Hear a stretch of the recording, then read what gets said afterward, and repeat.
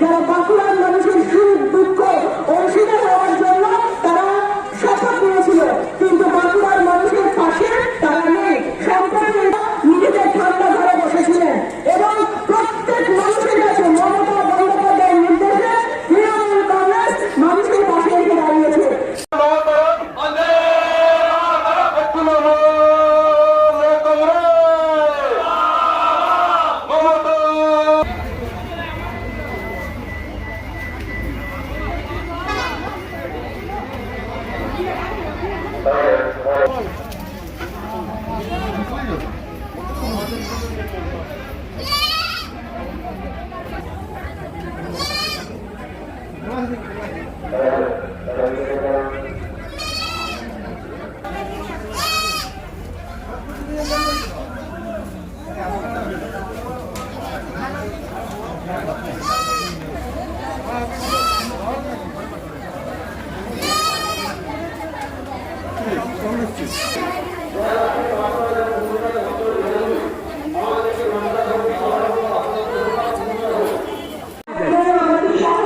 আজকের আমাদের এই আন্দোলন আমরা দেখতে পেলাম 300-300-ও বেশি ট্রেন পশ্চিমবাংলাকে কেন্দ্র সরকার দিয়েছে।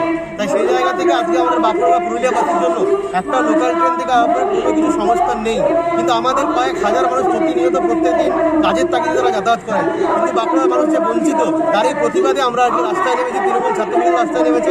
আমাদের সাথে বাঁকুড়া জেলা বাঁকুড়া শহরের নেতৃত্ব তারাও পায়ে পা মিলিয়ে এসেছেন আমাদের এখানে আমাদের দাবি আদায়ের জন্য।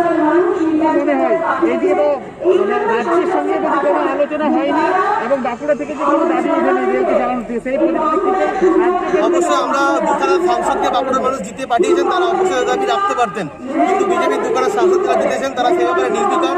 তাই বাধ্য হয়ে ছাত্র সমাজকে পথে নামতে হচ্ছে। আমরা আমাদের দাবি আদায় সোচ্চার, আমরা আমাদের দাবি ছিনিয়ে নেব।